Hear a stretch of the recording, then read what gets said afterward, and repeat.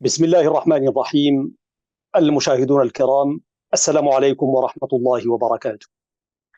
أحييكم تحية الإسلام الخالدة في قناة سلام الإعلامية المباركة، وفي اللقاء الأسبوعي الذي يأتيكم دوما في مثل هذا الوقت.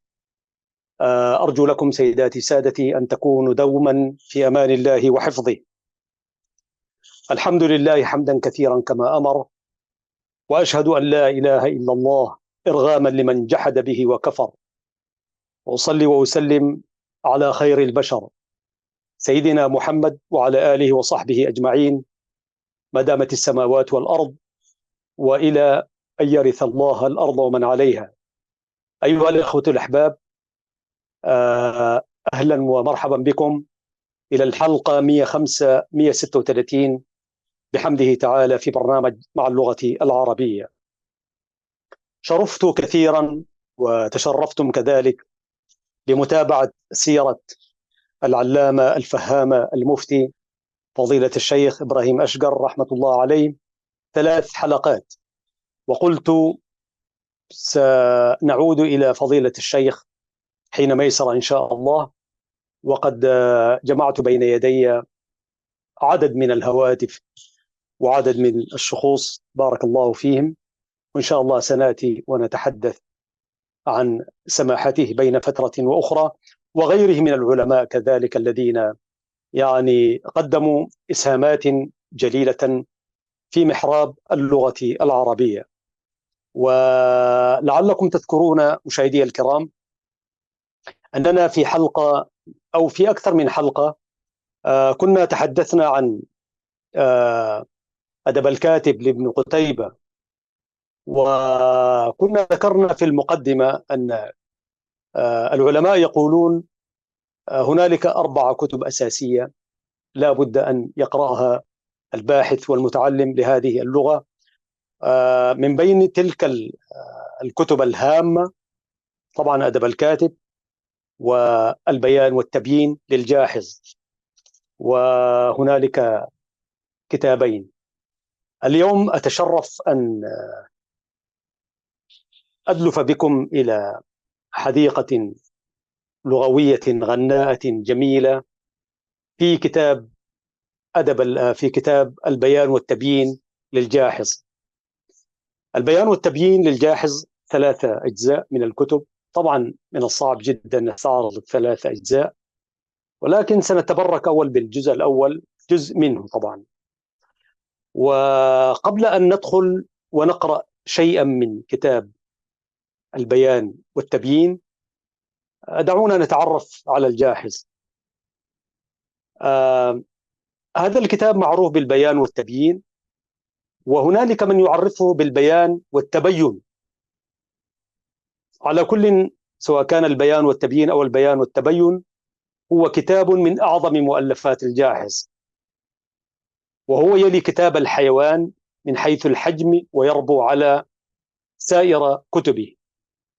وإذا كان كتاب الحيوان يعالج موضوعا علميا، فإن كتاب البيان والتبيين ينصب على معالجة موضوع أدبي بحت ولكن الجاحظ في هذين الكتابين شأنه في جميع كتبه ينحو منحا فلسفيا، فهو لا يقتصر في كتاب الحيوان على أخبار الحيوانات وخصائلها أو خصالها وطباعها، بل يتطرق إلى موضوعات فلسفية كالكمون والتوالد أو التولد منحا فلسفيا. فهو لا يقتصر في كتاب الحيوان على أخبارها كما قلت، بل ينحو إلى التولد والجواهر والأعراض والجزء الذي لا يتجزأ. وفي كتاب البيان والتبيين أيضا لا يكتفي الجاحظ بعرض منتجات أدبية من خطب ورسائل وأحاديث وأشعار، بل يحاول وضع أسس علم البيان وفلسفة اللغة. الجاحظ كما تقول التعريفات التي أقرأ منها يعني الجاحظ بالبيان الدلالة على المعنى، وبالتبيين الإيضاح. وقد عرف الكتاب خير تعريف بقوله الوارد في مطلع الجزء الثالث: هذا أبقاك الله. الجزء الثالث من القول في البيان والتبيين وما أشبه ذلك من غرر الأحاديث وشاكله من عيون الخطب ومن الفقر المستحسنة، وكذلك المقتطعات المتخيرة، وبعض ما يجوز في ذلك من أشعار المذاكرة والجوابات المنتخبة. بعض أقوال القدماء في كتاب البيان والتبيين فيه يقول أبو هلال الحسن ابن عبد الله العسكري المتوفى سنة 395 في الصناعتين عند الكلام على كتب البلاغة: وما أكبرها وأشهرها كتاب البيان والتبيين لأبي عثمان عمرو بن بحر الجاحظ. هذا هو الجاحظ، معروف بالجاحظ، واسمه أبي عثمان عمرو بن بحر الجاحظ، وهو العمري كما يقول هلال الحسن.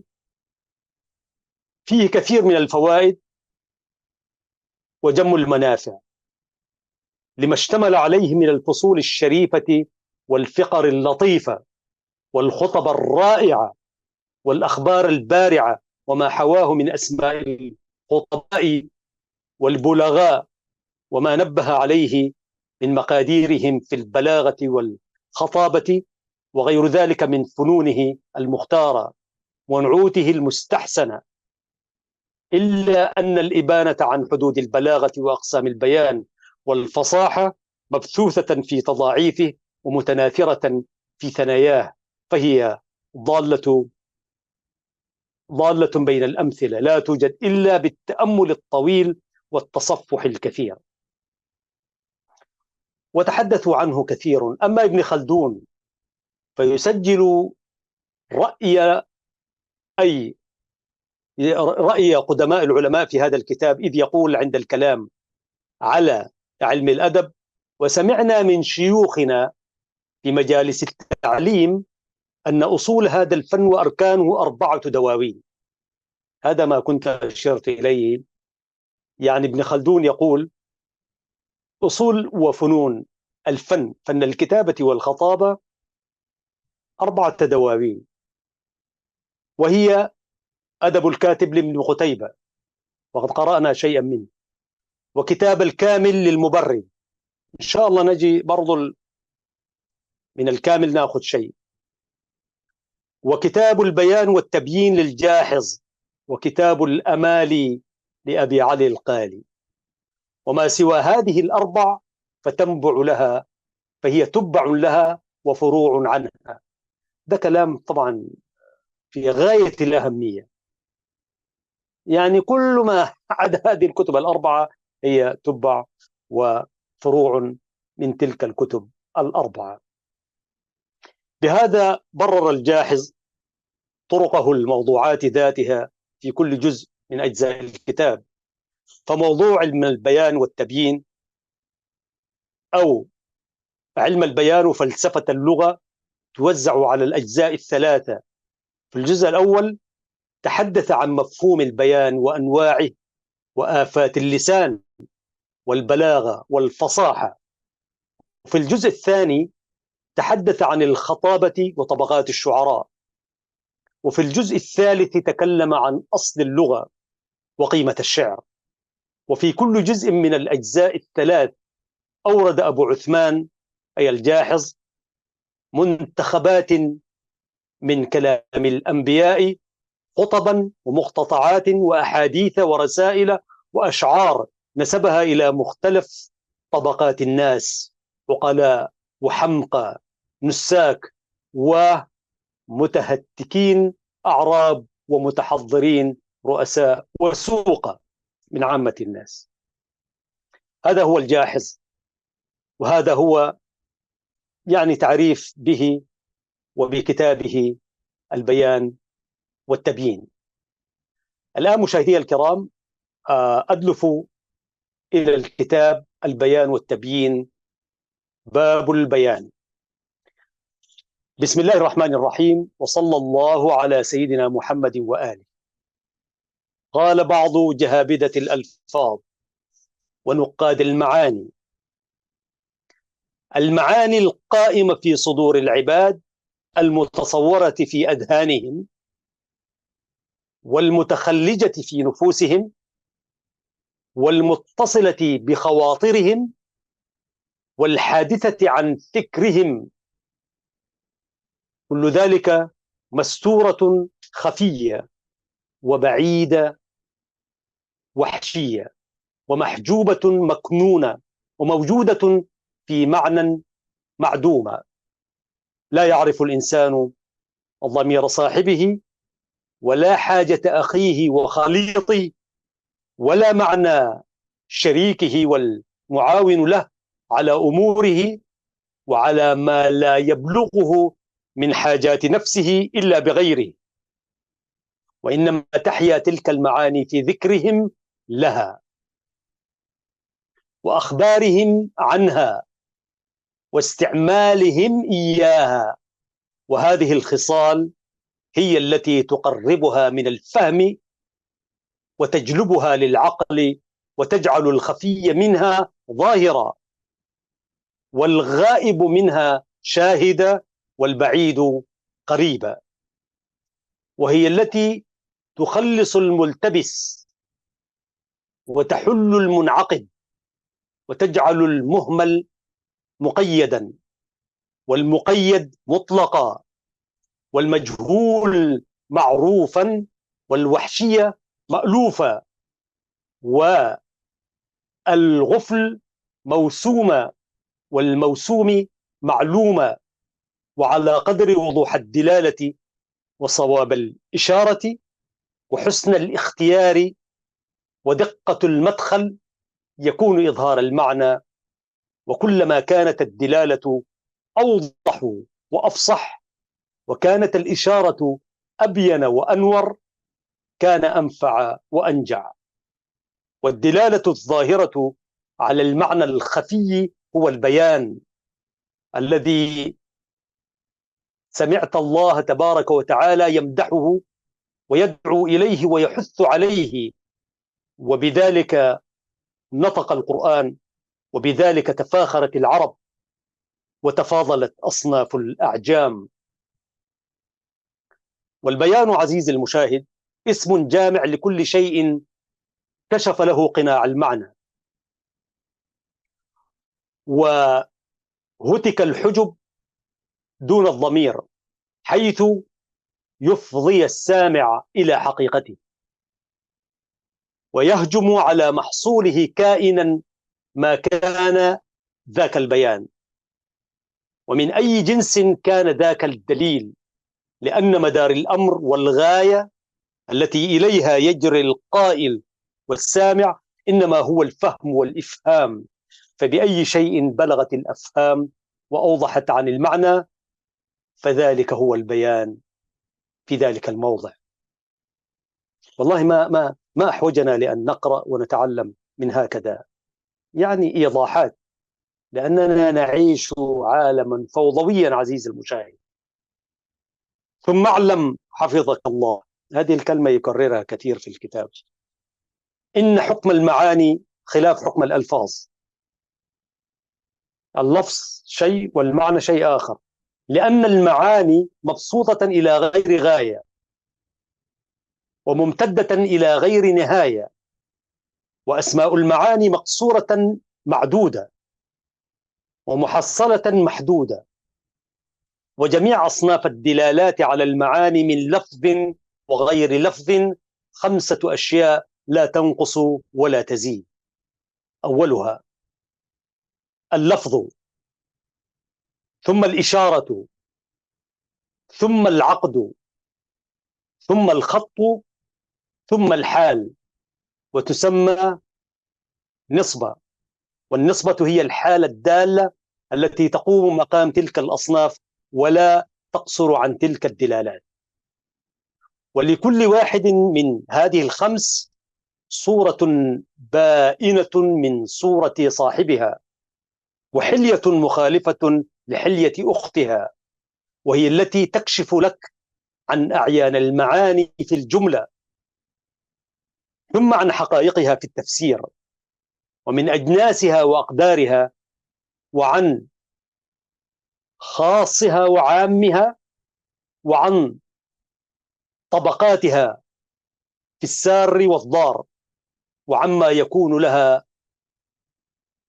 لغوا بهرجا وساقطا مطرحا.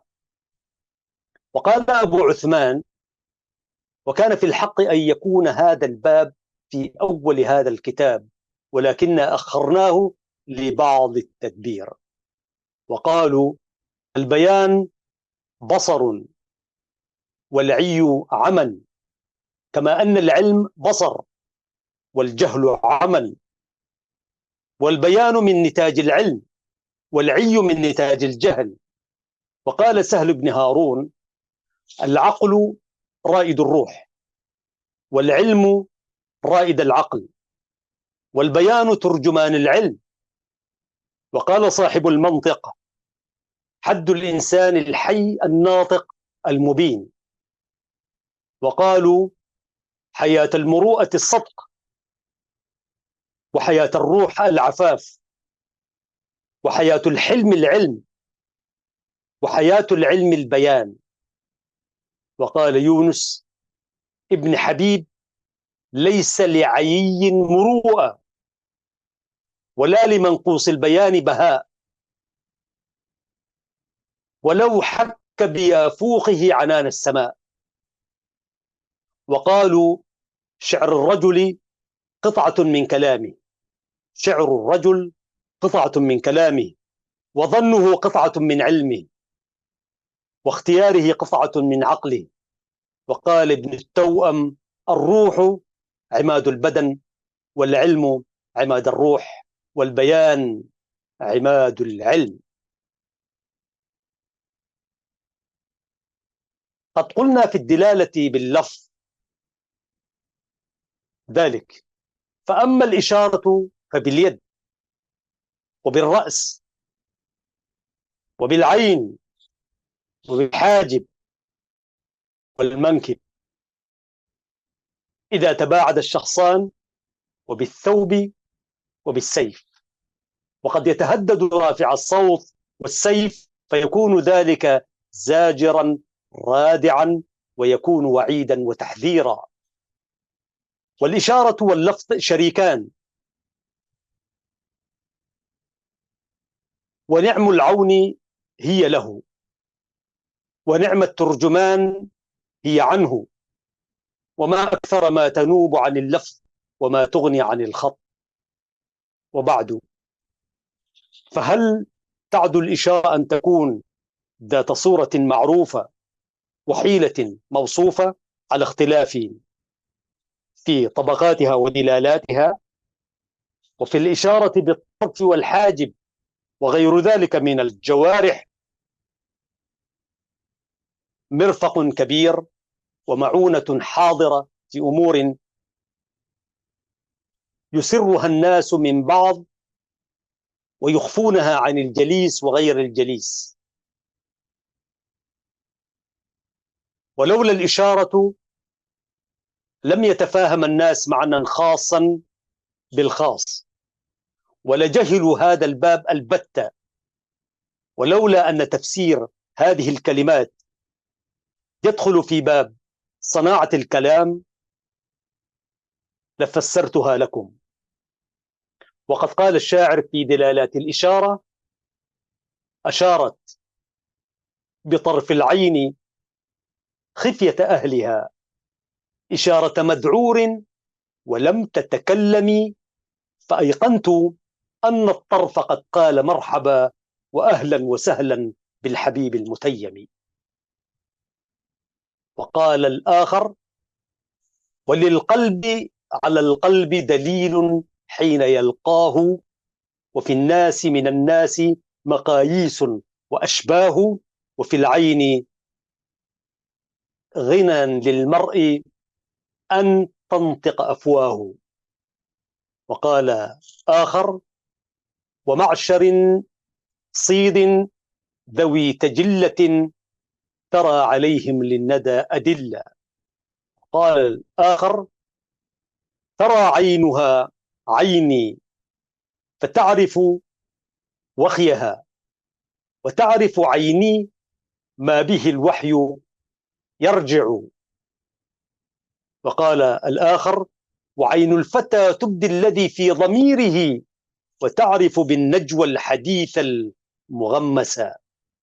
وقال الآخر: العين تبدي الذي في نفس صاحبها من المحبة أو بغض إذا كانا، والعين تنطق والأفواه صامتة حتى ترى من ضمير القلب تبيانا. لازلتم آنساتي سيداتي سادتي مع قناة سلام الإعلامية المباركة، وحلقة جديدة في برنامج مع اللغة العربية. هذه الحلقة والحلقات اللاحقات إن شاء الله سنقلب وإياكم شيئا من كتاب البيان والتبيين للجاحظ. أعود إليكم بعد لحظات، فكونوا معي أيها الإخوة والأخوات. مشاهدي الكرام، عدنا والعود أحمد إن شاء الله. يقول: هذا ومبلغ الإشارة أبعد من مبلغ الصوت. مبلغ الإشارة أبلغ من مبلغ الصوت، فهذا أيضا باب تتقدم فيه الإشارة الصوت. والصوت هو آلة اللفظ، وهو الجوهر الذي يقوم به التقطيع، وبه يوجد التأليف. ولن تكون حركات اللسان لفظا ولا كلاما موزونا ولا منثورا إلا بظهور الصوت، ولا تكون الحروف كلاما إلا بالتقطيع والتأليف. وحسن الإشارة باليد والرأس من تمام حسن البيان باللسان، مع الذي يكون مع الإشارة من الدل والشكل والتنقل والتثقل والتثني واستدعاء الشهوة وغير ذلك من الأمور. ولولا ذلك عزيزي المشاهد، هذه خارج الكتاب، لتساوى الناس الفصيح وغير الفصيح، ولكن يفضل الله بعضنا على بعض كما فضل الرسل بعضهم على بعض. يعني يقول: قد قلنا في الدلالة بالإشارة، فأما الخط فمما ذكر الله تبارك وتعالى في كتابه من فضيلة الخط والإنعام بمنافع الكتاب قوله لنبيه صلى الله عليه وسلم: اقرأ وربك الأكرم الذي علم بالقلم، علم الإنسان ما لم يعلم. وأقسم به في كتابه المنزل على نبيه المرسل صلى الله عليه وسلم حيث قال: نون والقلم وما يسطرون. ولذلك قالوا: القلم أحد اللسانين، كما قالوا: قلة العيال أحد اليسارين. وقالوا: القلم أبقى أثرا واللسان أكثر هذرا. وقال عبد الرحمن بن كيسان: استعمال القلم أجدر، أي يحص الذهن على تصحيح الكتاب من استعمال اللسان على تصحيح الكلام. وقالوا: اللسان مقصور على القريب الحاضر، والقلم مطلق في الشاهد والغائب، وهو للغابر الكائن مثله للقائم الراهن. والكتاب يقرأ بكل مكان ويدرس في كل زمان، واللسان لا يعدو سامعه ولا يتجاوزه إلى غيره.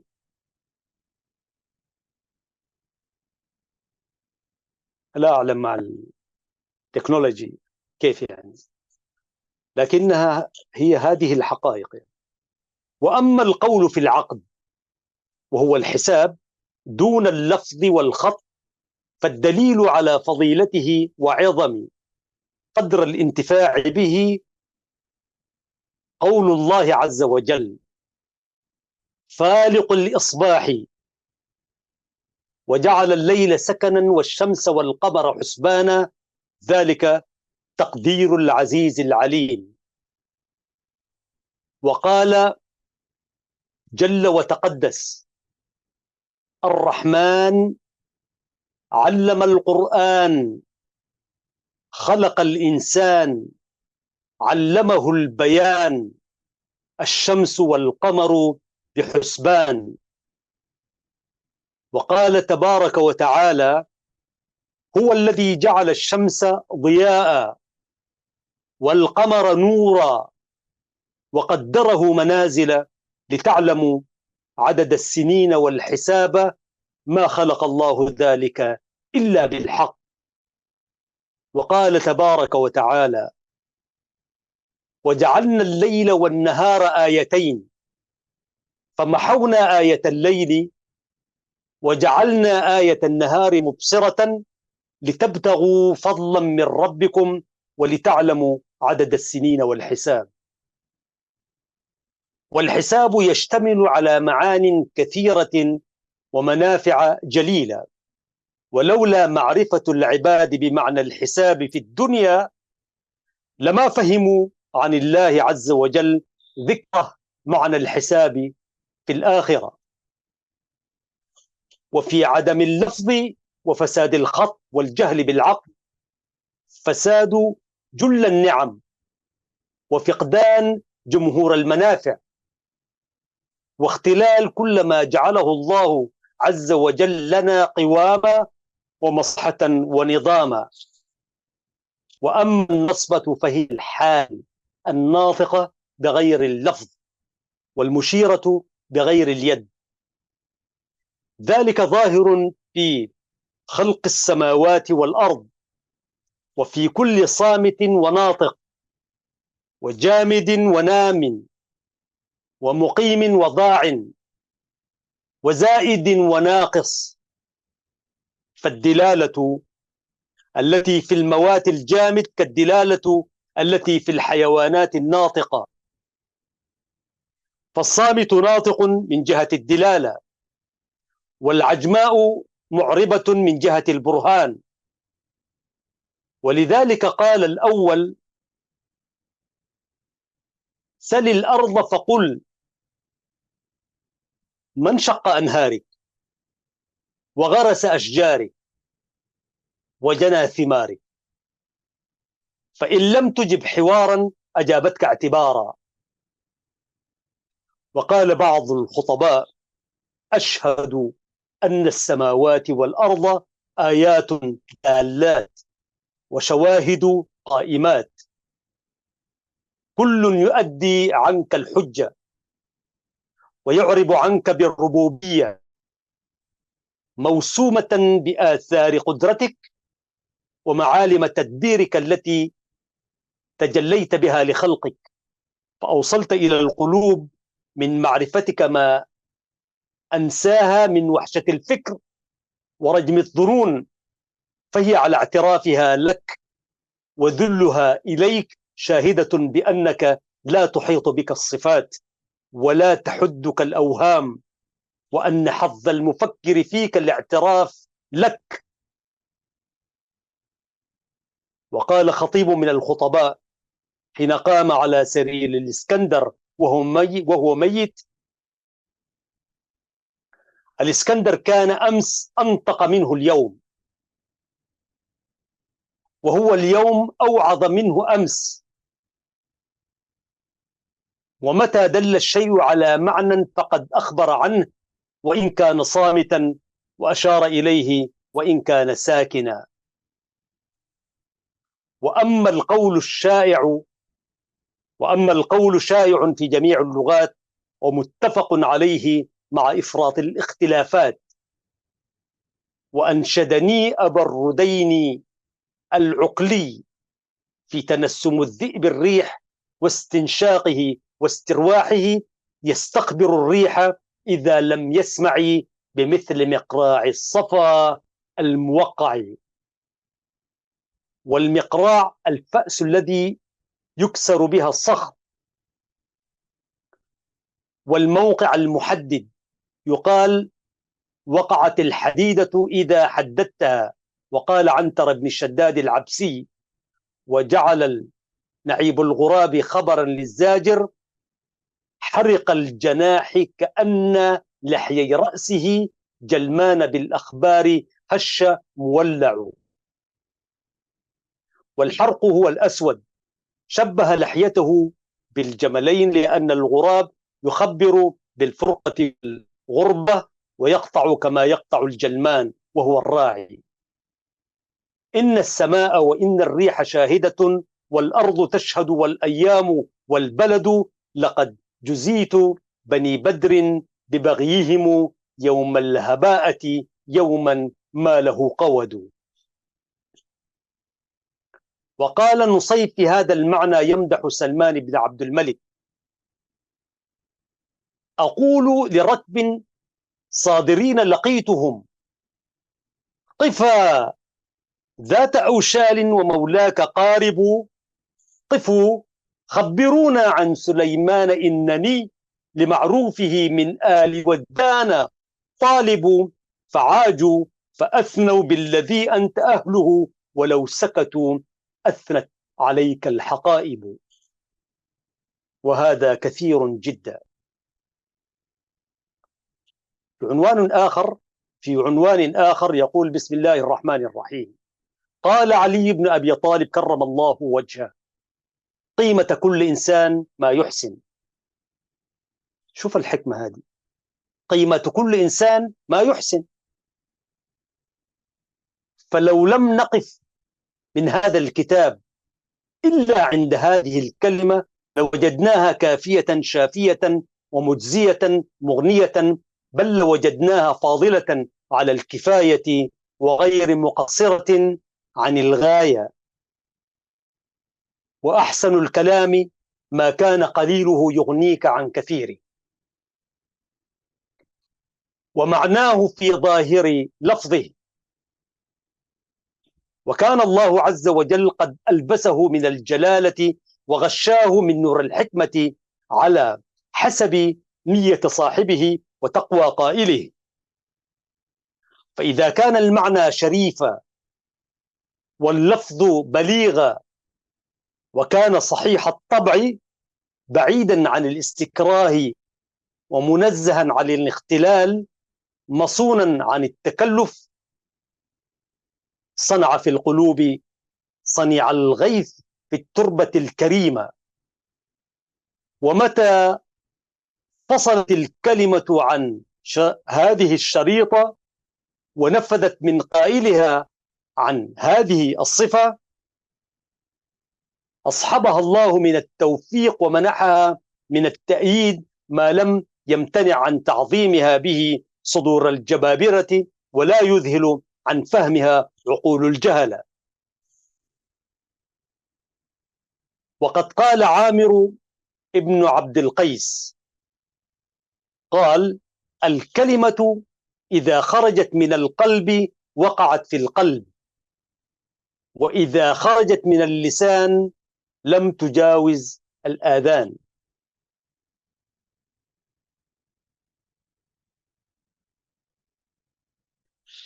قال الحسن رضي الله عنه: وسمع متكلفا يعظ فلم تقع موعظته بموضع من قلبه ولم يرق عندها.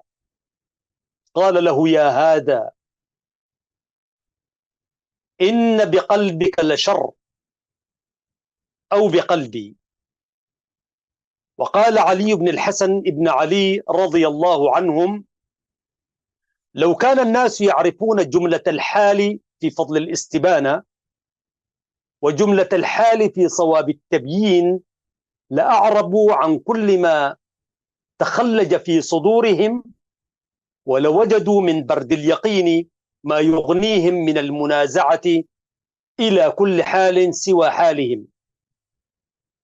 وعلى أن درك ذلك كان يعدمهم في الأيام القليلة العدة والفكرة القصيرة المدة، ولكنهم من بين مغمور بالجهل ومفتون بالعجب ومعدول بالهوى عن باب التثبت ومصروف بسوء العادة عن تفضيل التعلم.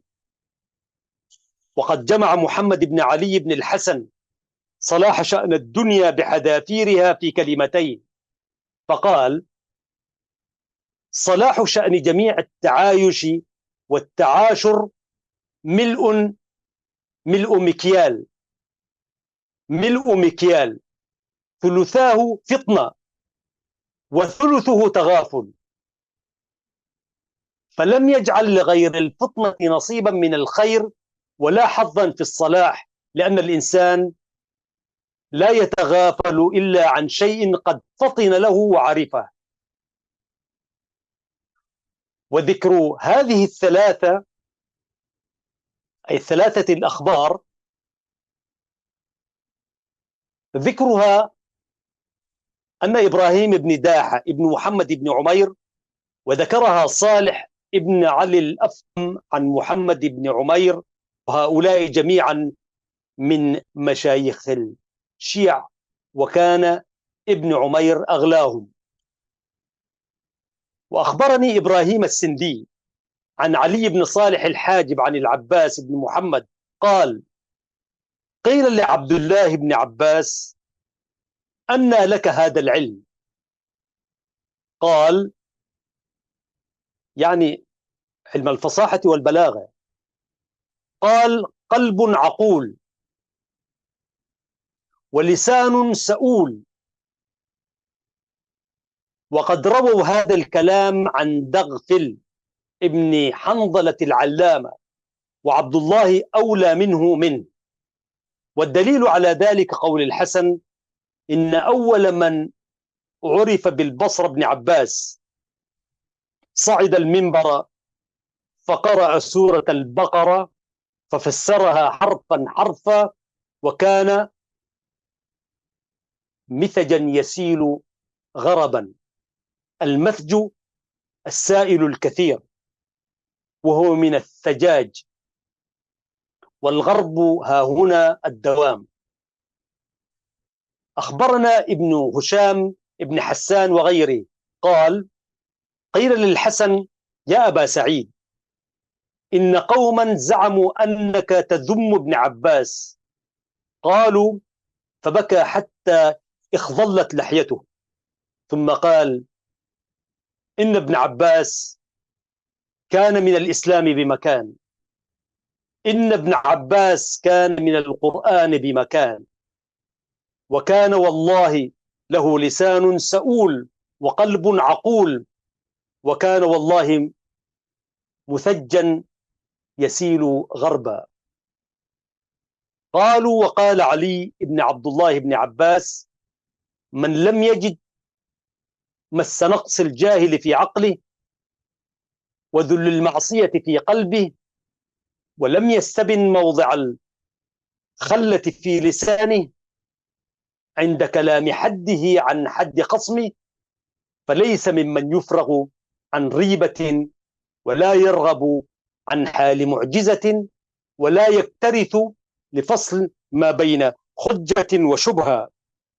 قالوا: وذكر محمد بن عبد الله بن عباس بلاغة بعض أهله فقال: إنني لأكره أن يكون مقدار لسانه فاضلا على مقدار علمه، كما أكره أن يكون مقدار علمه فاضلا على مقدار عقله.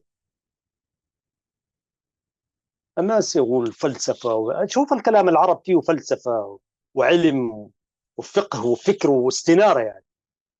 وهذا كلام شريف نافع، فاحفظوا لفظه وتدبروا معناه. والله صدق الكاتب. ثم اعلموا أن المعنى الحقير الفاسد والدنيء الساقط يعشش في القلب ثم يبيض ثم يفرخ، فإذا ضرب بجيرانه ومكن لعروقه استفحل الفساد وبزل، وتمكن الجهل وفرخ، فعند ذلك يقوى داؤه ويمتنع دواؤه، واللفظ الهجين الرديء والمستكره الغبي أعلق باللسان وآلف للسمع وأشد التحاما بالقلب من اللفظ النبيه الشريف والمعنى الرفيع الكريم. ولو جالست الجهال والنوكى والسخفاء والحمقى شهرا فقط لم تنق من أوضار كلامهم وخبال معانيهم بمجالسة أهل البيان والعقل دهرا، لأن الفساد أسرع إلى الناس وأشد التحاما بالطبائع، والإنسان بالتعلم والتكلف وبطول الاختلاف إلى العلماء ومدارسة كتب الحكماء يجود لفظه ويحسن أدبه، وهو لا يحتاج في الجاهل إلى أكثر من ترك التعلم، وفي فساد البيان إلى أكثر من ترك التخير. ومما يؤكد قول محمد بن علي بن عبد الله بن عباس قول بعض الحكماء حين قيل له: متى يكون الأدب شرا من عدمه؟ قال: إذا كثر الأدب ونقصت القريحة. وقد قال بعض الأولين: من لم يكن عقله أغلب خصال الخير عليه كان حتفه في أغلب خصال الخير عليه. وهذا كلام قريب بعضه من بعض. وذكر المغيرة بن شعبة عمر بن الخطاب رضي الله عنه فقال: كان والله أفضل من يخدع وأعقل من أن يخدع. وقال محمد بن علي بن عبد الله بن عباس: كفاك من علم الدين أن تعرف ما لا يسع جهلك. كفاك من علم الدين أن تعرف ما لا يسع جهله، وكفاك من علم الأدب أن تروي الشاهد والمثل. وكان عبد الله بن إسحاق القاضي يروي عن جده إبراهيم بن سلمة قال: سمعت أبا سلمة يقول: سمعت الإمام إبراهيم بن محمد يقول: يكفي من حظ البلاغة أن لا يؤتى السامع من سوء إفهام الناطق، ولا يؤتى الناطق من سوء فهم السامع. قال أبو عثمان: وأما أنا فأستحسن هذا القول جدا. أيضا نخرج فاصل قصير ونعود إليكم في هذه القناة المباركة سلام الإعلامية.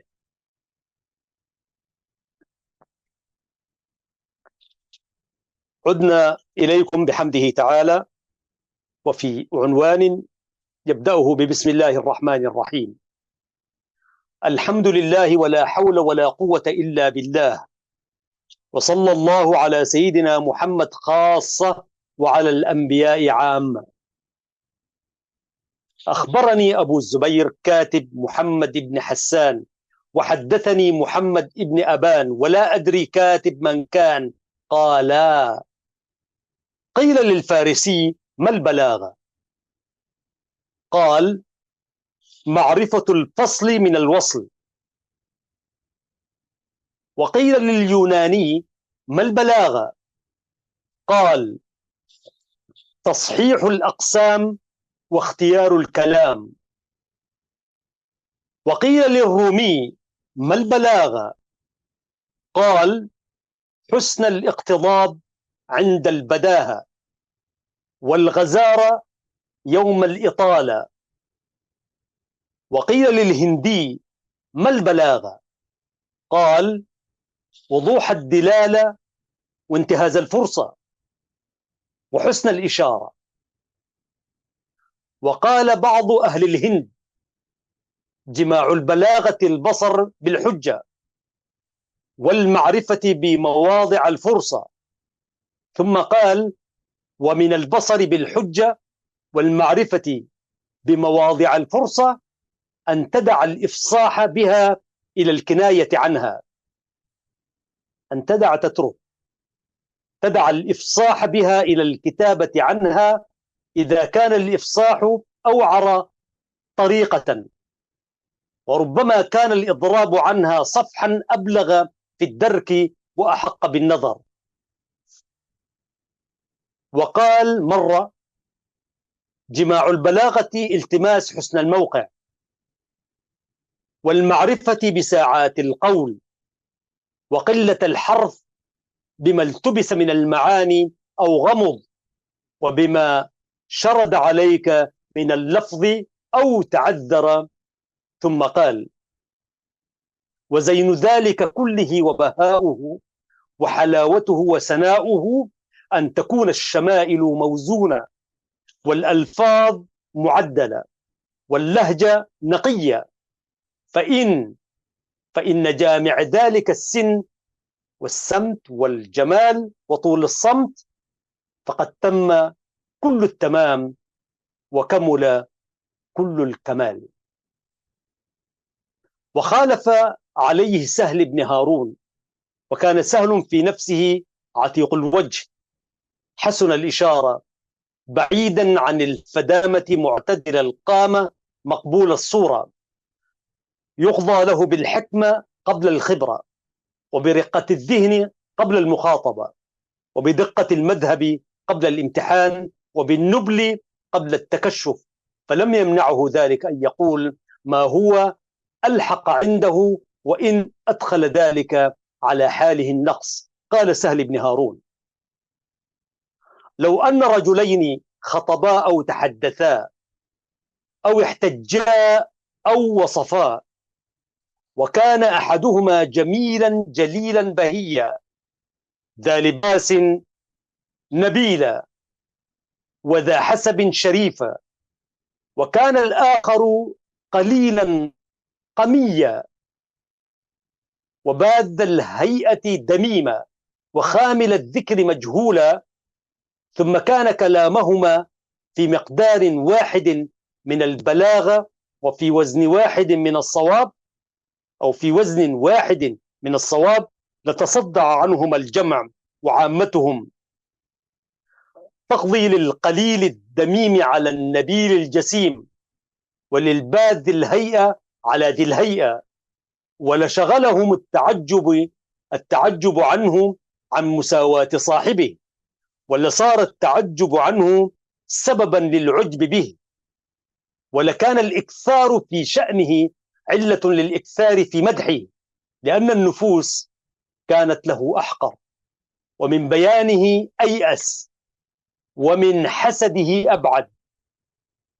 فإذا هجموا عليه أو هجموا منه على ما لم يحتسبوه، وظهر منهم خلاف ما قدروه، تضاعف حسن كلامه في صدورهم وكبر في عيونهم، لأن الشيء من غير معدنه أغرب، وكلما كان أغرب كان أبعد في الوهم، وكلما كان أبعد في الوهم كان أظرف، وكلما كان أظرف كان أعجب، وكلما كان أعجب كان أبدع. وإنما ذلك كنوادر كلام الصبيان وملح المجانين، فإن ضحك السامعين من ذلك أشد، وتعجبهم به أكثر، والناس موكلون بتعظيم الغريب واستطراف البديع، وليس لهم في الموجود الراهن المقيم، وفيما تحت قدرتهم من الرأي والهوى، مثل الذي معهم في الغريب القليل وفي النادر الشاذ وكل ما كان في ملك غيرهم، وعلى ذلك زهد الجيران في عالمهم، والأصحاب في الفائدة من صاحبهم، وعلى هذه السبيل يستطرفون القادم عليهم ويرحلون إلى النازح عنهم، ويتركون من هو أعم نفعا وأكثر في وجوه العلم تصرفا وأخف مؤونة وأكثر فائدة. ولذلك قدم بعض الناس الخارجية على العريق والطارف على التليد، وكانوا يقولون: إذا كان الخليفة بليغا والسيد خطيبا، فإنك تجد جمهور الناس وأكثر الخاصة فيهما على أمرين: إما رجلا يعطي كلامهما من التعظيم والتفضيل والإكبار والتبجيل على قدر حالهما في نفسه وموقعهما من قلبه، وإما رجلا تعرض له التهمة لنفسه فيهما، والخوف من أن يعطي تعظيمه لهما يوهمه من صواب قولهما وبلاغة كلامهما ما ليس عندهما، حتى يفرط في الإشفاق يسرف في التهمة، فالأول يزيد في حقه للذي له في نفسه، والآخر ينقصه من حقه لتهمته لنفسه والإشفاق ولإشفاقه من أن يكون مخدوعا في أمره.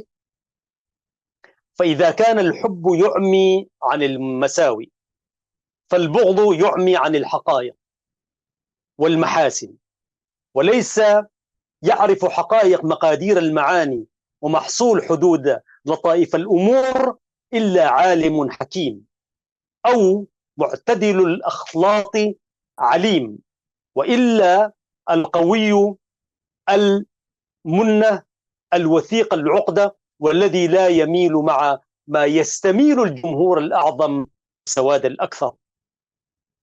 وكان سهل ابن هارون شديد الإطناب في وصف المأمون في البلاغة والجهارة وبالحلاوة والفخامة وجودة اللهجة والطلاوة.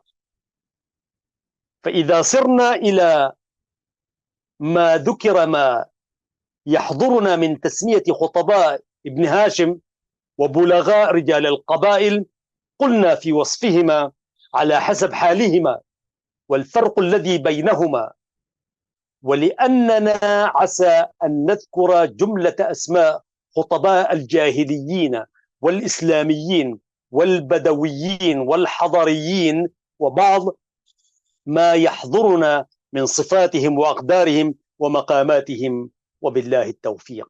ثم رجع بنا القول إلى ذكر الإشارة وغير ذلك مما تفضل به الجاحظ في كتابه البيان والتبيين.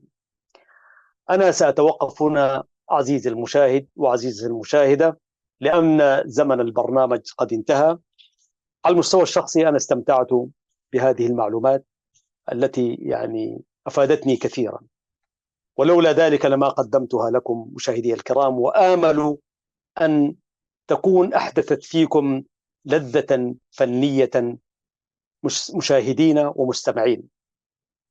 والكلام والأدب هو الذي يحدث لذة فنية عند السامع والقارئ، هكذا يعرف علماء الأدب معنى الأدب. مشاهدي الكرام، يقول الحق سبحانه وتعالى في محكم تنزيله: لسان الذي يلحدون إليه أعجمي وهذا لسان عربي مبين. صدق الله العظيم. برنامج مع اللغة العربية من قناة سلام الإعلامية المباركة، يعده ويقدمه لكم محدثكم أحمد شريف. بحمده تعالى نودعكم، ونسأل الله سبحانه وتعالى أن يجمعنا وإياكم في الحلقة المقبلة.